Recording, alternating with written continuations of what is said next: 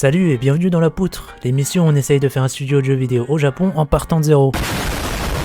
Aujourd'hui on va revenir aux origines. Je suis un mec à l'ancienne. Rappelez-vous, la première vidéo qu'on a fait sur la chaîne parlait de faire un jeu dans le style de Arc Hero, de le sortir et de voir ce que ça donnait. Après cette vidéo, j'ai sorti deux autres vidéos dans lesquelles on a fait un prototype, une bêta, puis on s'était arrêté là. Donc maintenant, qu'est-ce qu'on peut faire de plus? Eh bien dans un premier temps, on va améliorer le jeu en y jouant et en le soumettant à la critique des gens. J'ai bien aimé le...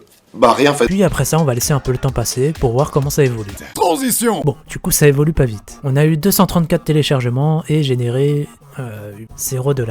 Mais bon, c'est pas grave, on fait pas ça pour l'argent, on fait ça pour la passion, l'argent c'est qu'un moyen. Faire un studio de jeux vidéo, ça veut dire ce que ça veut dire. Si mon jeu ne génère pas d'argent, c'est un échec, tout simplement. Du coup, posons-nous la question de pourquoi est-ce que c'est un échec. Eh bien, j'ai quelques pistes. On pourrait discuter du contenu du jeu, des erreurs de game design, des graphismes approximatifs, mais ce serait faire fausse route. À mon avis, le principal facteur à prendre en compte, c'est que les gens ne téléchargent pas le jeu. Ça nous amène à une autre question. Pourquoi est-ce qu'ils ne téléchargent pas le jeu? Eh bien, parce que le marché du jeu mobile est saturé. Rien qu'en 2020, environ 56 000 jeux mobiles sont sortis. Donc, en tant qu'indépendant, au milieu de tout ça, c'est assez difficile de se faire remarquer. BTDR, t'es qui? Et donc ça nous amène encore à une autre question, qui est comment se faire voir. Et bah il y a quelques techniques. Par exemple faire une campagne marketing en utilisant la pub Google, Facebook, en connectant avec des streamers, des youtubeurs, etc.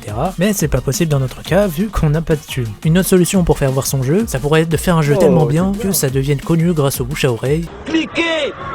Mais bon, ça c'est des phénomènes qui sont assez rares. Donc on compare le nombre de jeux en circulation avec le nombre de jeux qui sont vraiment connus, c'est pas réaliste. Voilà, après une autre façon d'augmenter le nombre de joueurs, ce serait de faire ça petit à petit, en y passant du temps et en étant persévérant. Après tout, un bon jeu ça se fait pas comme ça demande du temps et de la persévérance, mais le rapport résultat à temps passé dessus est très mauvais, donc on va pas aller dans cette direction. Du coup, est-ce qu'il y aurait pas un moyen de régler ce problème et de rendre le jeu un peu rentable? Réfléchissons. Si on changeait un peu le modèle économique du jeu pour en faire un jeu payant, eh bien on touchera peut-être un marché où il y a moins de compétition, et donc on aura peut-être plus de chances de se faire connaître. Plus on aura des revenus directs vu que le jeu sera payant. Mais dans notre cas, c'est pas vraiment réaliste. Ça demanderait beaucoup trop de changements à faire dans le jeu, et si on part dans cette direction, ça irait plus vite de refaire un jeu depuis zéro. Après, j'ai eu une autre idée en travaillant en freelance. Un de mes clients faisait des jeux en solo comme moi, sauf qu'il avait signé un contrat avec un éditeur. C'est-à-dire que l'éditeur publiait le jeu qu'il faisait sur leur compte Google Play. Et grâce à ça, mon client avait accès à la communauté de joueurs de l'éditeur. Par contre, c'est pas gratuit, vous vous en doutez bien, l'éditeur prend un pourcentage des revenus du jeu. Ah, je t'ai dépouillé là. Bon, un éditeur qui prend une partie des revenus, c'est pas forcément cool, mais c'est toujours mieux que zéro. Et j'ai pas non plus envie d'abandonner tout le travail fourni sur mon jeu. Donc on va rajouter un peu de contenu au jeu, puis après on va l'envoyer à un éditeur. Donc allez, c'est parti.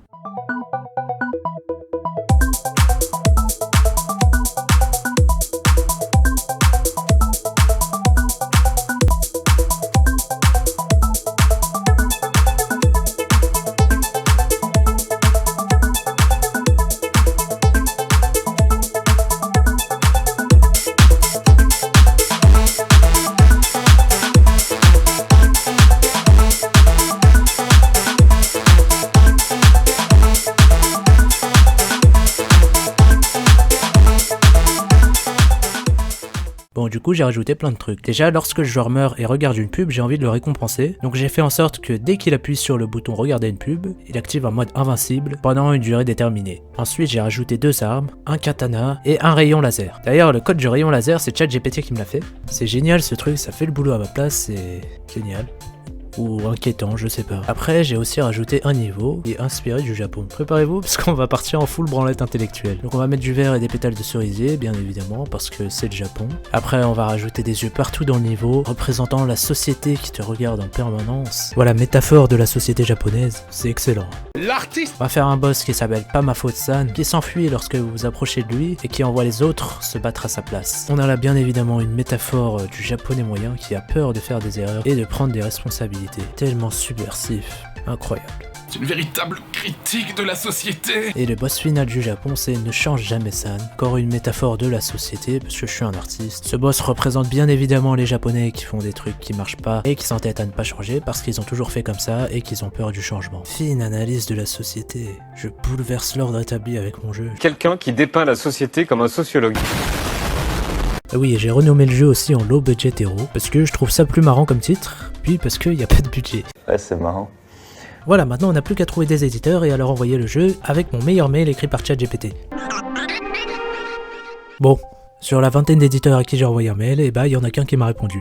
et c'était pour me dire non. Bon bah je suis à court d'idées. Là je pense qu'on arrive à un point où c'est mieux d'abandonner le jeu. Être persévérant c'est bien, mais être persévérant dans quelque chose qui visiblement ne va pas marcher, et bah ça l'est moins. Bon on va quand même pas jeter le code, je pense que je vais le nettoyer un peu et le vendre sur l'Unity Asset Store en pièces détachées, et après ce sera fini pour Low Budget Hero. Mais vous en faites pas, on va continuer à faire des jeux. Pour la suite je pense qu'on fera un jeu PC 3D, parce que c'est le genre de jeu auquel j'ai envie de jouer en ce moment, et parce que ça fera sûrement des meilleures vidéos YouTube qu'un jeu portable. Mais je vous en dirai plus dans une prochaine vidéo. En attendant, c'est la fin de Low Budget Hero, le jeu avec lequel j'aurais commencé YouTube.